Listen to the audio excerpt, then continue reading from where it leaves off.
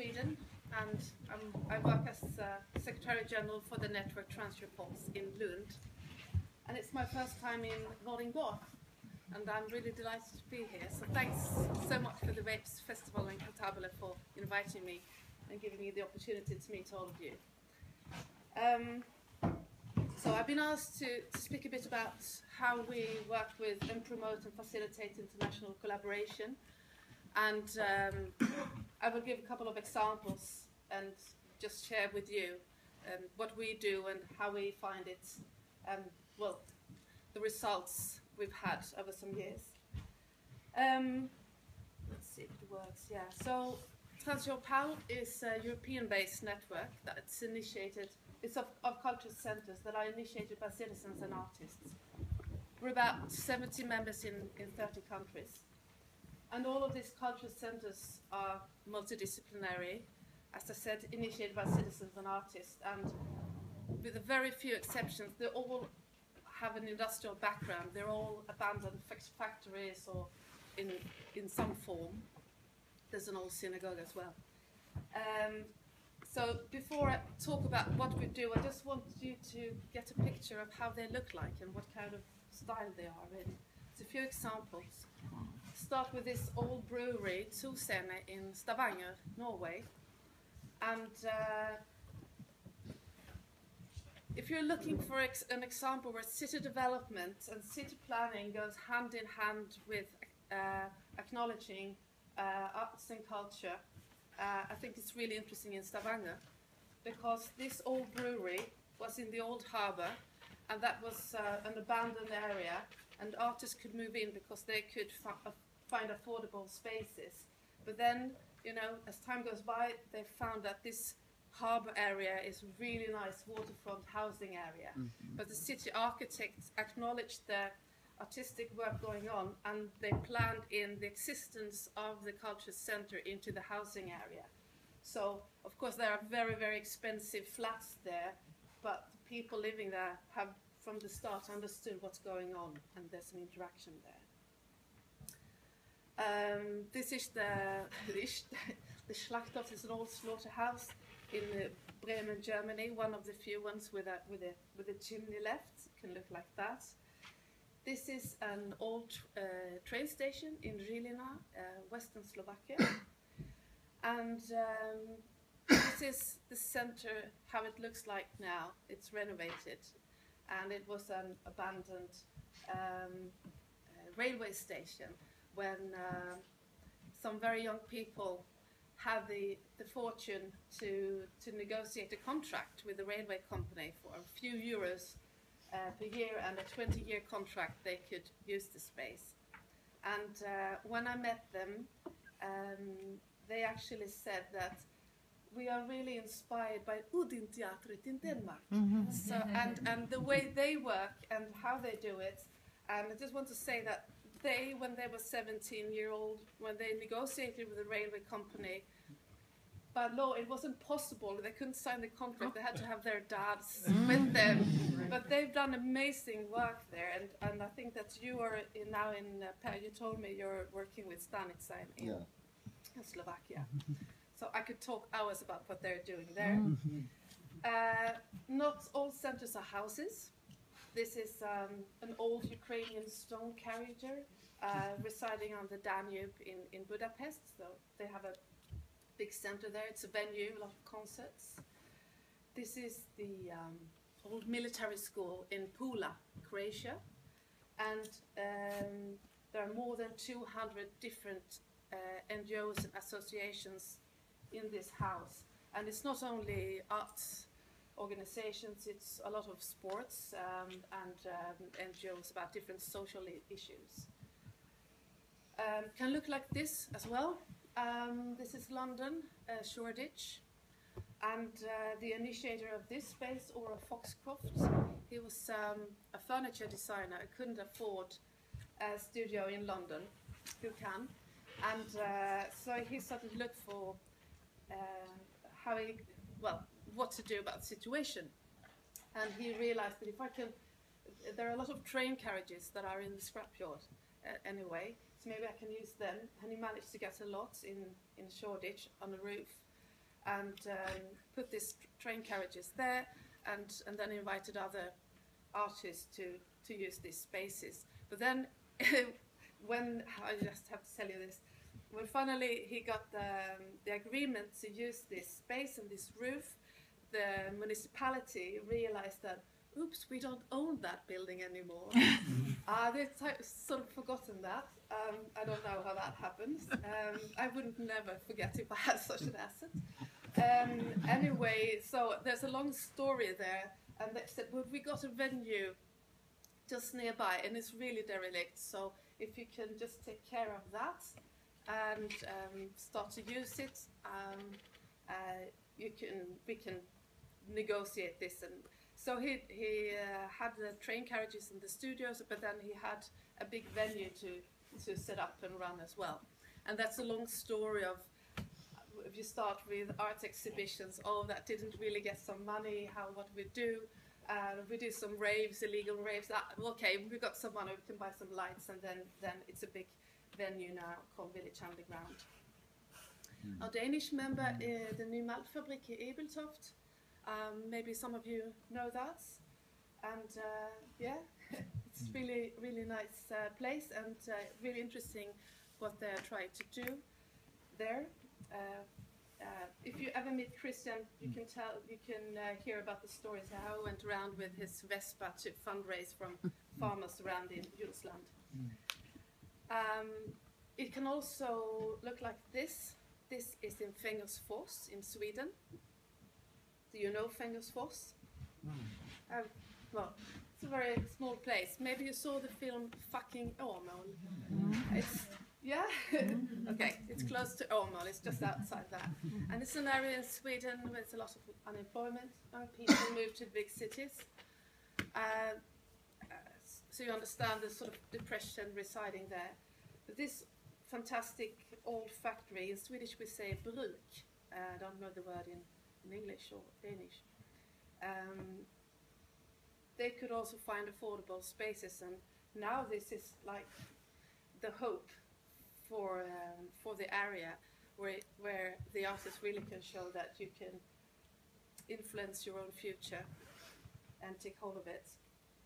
So every member, every center in this network has an amazing story, and these are just a few examples, because some are in really rural settings where others are like in London, Amsterdam. Some are squatted places, others have like almost public institutions. They are not, but still with a lot of funding. To be very basic, it all started from a need to produce, to present art, to experiment, to create, and to find a space for doing that. And usually it looked like this in the beginning.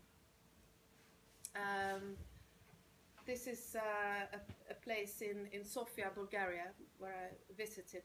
There was an ITM meeting, and we looked at possible spaces. And many people think, oh, it's so ugly. Well, I think that if you look at this, you're all from theatre, you start to look, oh, the roof seemed to be quite intact. And there's a nice height there, and wonderful light from the windows. We could do really nice dance studio here, or the circus, whatever, and it's a park outside. And I mean, that's the sort of drive people in the network all share. And that's what's connects the people, and the curiosity of how do other people do it in other countries, what can I learn from that. So I've never tried to persuade anyone to join the network. I mean, it doesn't make sense. You feel attracted to it. It's a place where I want to be with others. Well, there are 4 basic things that we think defines the way we do our work. First of all, I should say this. What did we do in the network? Well, the members, they say that, well, don't ever touch the meetings. That's the most important thing. There are 2 international meetings per year, and it's a member who hosts this meeting, so it's a different place every time. And for us in the office, it's of course to do it with new people and a new place every time, but of course that's the beauty of it. So during 3-4 days, people attend workshops, seminars, do their discussions, they see shows, etc. And this is the foundation for relationships, for trust. This is from this co-productions and creation come. So we who work for the network, we never initiate any artistic cooperation. We facilitate this to happen, the meeting, and making it as inspirational and open as possible. And there people take it from there, and then they start to collaborate and do things together. And the 4 basic values or principles we work with is cultural equity, providing and making sure there's equal access and equal voice, freedom of speech. Empowerment, that's about sharing your resources, your expertise, what you've learned. We have a mentorship program, for example, in the network. Citizens' participation is really important. No culture centre is in Ireland, and this is where we come from. And obviously sustainability, to have a long-term perspective on what we're doing, and that culture is as equally important as economy and social and environmental dimensions. I want to say a couple of words what we have in focus right now. I'm going to speak about one project that we've done and what we learned from that, and then 3 other projects that we are just starting up. So first theme is about mobility and professional development exchange. The first thing you come to think of when it comes to international collaboration. Then we also focus on sustainable economy for cultural organizations. And the third theme is about connecting audiences and exchanging methodologies of how to work with communities. And finally, we're working on setting up a leadership program. So I will come back to these themes. First of all, about mobility. Not all artists, but I would say very many artists, it's in the core to be mobile, to move around. And there are opportunities, quite a lot for residencies, etc. And to our meetings, it's usually has been that it's the director that comes to the conference and that move around. And some years ago, we realized that all the cultural operators in the organization, the economist, the receptionist, the producer, the sound technician, etc., they just stay where they are, and they get the international dimension by meeting the artists and people coming, but they don't move. And we thought, let's move them if they want, because they're also an important part in the sort of cultural infrastructure. So we set up a staff exchange program, and this is like a visual representation of all the exchanges we've done. Each arrow represents a person going from somewhere to somewhere.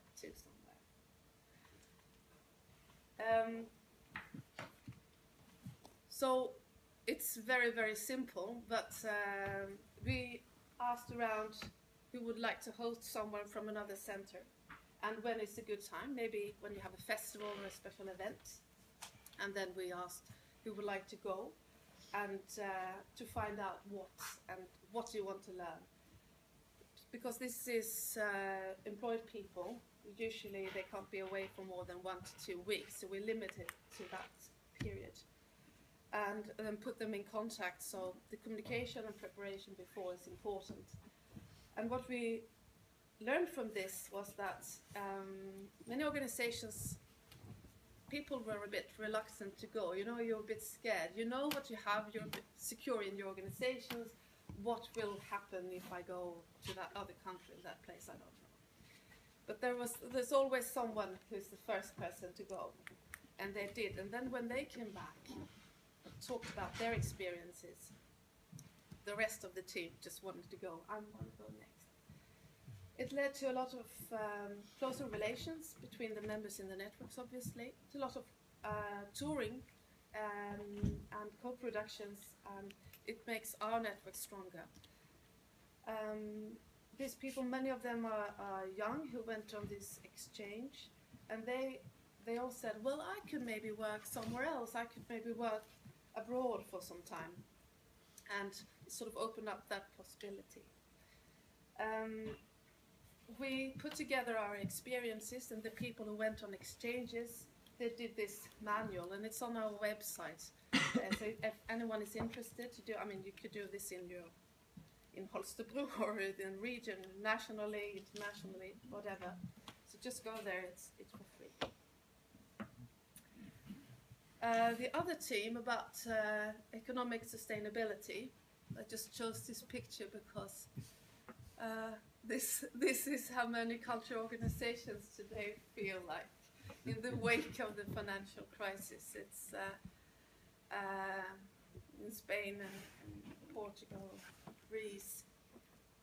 It's really hard to take off with these wings. And that's the reason why we came up with a project called Creative Lenses. We're just starting up right now. The core question is, in this project, how can cultural organizations survive and develop viable business models and financial sustainability without compromising their artistic integrity, their mission and value, why we all start, why we all are here? And now I'm going to give you the answer. No, just joking. That's an attention seeker. But we're just starting that, and we are 13 partners. We in TransEuropeHalle, we're one of the networks, but we also have ITM in, which I know that you maybe are members of, and then we have 2 universities, one in London, one in Matera, South Italy, and we have one city, the city of Lund, 2 consultancy firms, and then 6 cultural centres in UK, Italy, Slovakia, Finland, Greece, and the Netherlands. And obviously, the universities are going to do the big bulk of the research to find out what are the needs, but also there are some good ways of doing things to try to collect that around the world. How do they do it? The cultural centres, and there's going to be 1 member in ITM, will be given the possibility to test and to innovate, to change things in their organizations. And what happens if we do it like this? And there will be some risk money to do that. And we're going to try to learn from that. Obviously, we're going to put in quite a lot of training and peer-to-peer learning. We're going to set up a benchmarking tool. So you basically can put in your financial data in that, and all the data about your organization, and then compare that to others, so you can see the type of funding and income and audience, etc. And we're going to do conferences to spread the results and discuss it, because sometimes when I speak about this, people say, well, we can't accept that they've taken away the funding, can we? And then this is just going the errands of those who think that all cultural organizations should just earn their own money. And I think that's important to discuss. However, I think by doing this could be a great advocacy tool as well to bring it back, because it's also about funding and how it's being done, etc. Okay. So I'm just touching about these different types of projects. That doesn't really make sense to only do nationally, but it makes sense when you do it on an international scale. Some of our members, not quite outside Åmål that I told about, they initiated this project called Europe Grand Central. It's a storytelling project about the experience of crossing borders, and then not only geographical borders, but mental, economic, social, etc. And it comes from a worry about growing suspicion and tensions around the world happening right now. At the core of this project is a digital platform where you tell about the border you've crossed. I crossed the border from being an audience to the speaker, and then I can do that and I can describe how it felt. I could put up a photo or an illustration. There are a couple of algorithms that then connects, or it connects with someone else's experience of crossing a border in the world. And so they've tested this in different artistic projects, and now we're building up on a bigger scale. There are 5 performing arts organizations involved, and they're going to do local projects with the community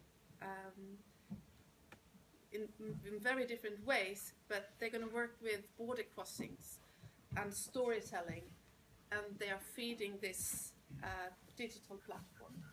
That's the project, and then we are sharing the methodologies of how to do this between the organizations. So we're just starting up this, and if any one of you is interested, it's just to tag along. Yes. Then the 4th team is about leadership, and it's not about the leadership of the big, strong, fantastic leader telling the organizations to go there. We're not talking about that.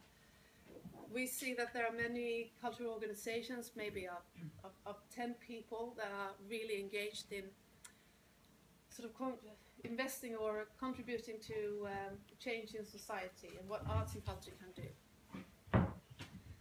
They're quite alone, we see, and usually there's can't afford any professional development, and we would like to set up an international program for them. That is really participatory. It's really about being critical and reflecting on your practice. It's about participating in leadership rather than being the leader. So we are exploring that now, putting up a course, and hope to get going in 2017. That should be a truly international program.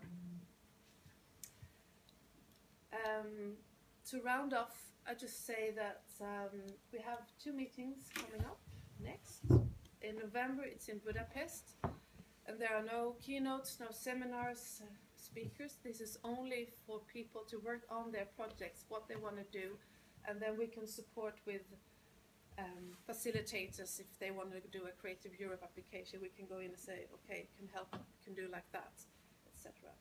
And then in spring, we're going to meet in Vienna, and then we're going to talk about politics. Finally, avoided that for many years, it's back, and now we're going to go in clinch with that, because you have some organizations saying that we don't do any politics and we stay out because we don't believe in that anyway, we're just going to do our thing. And then you have others that are very much engaged. And what's happening in the world now, we need to talk about and discuss it, yeah. And that also brings back to the network if we should be more political. If you want to come, that would be fantastic. And with those words, I want to say thanks for your attention.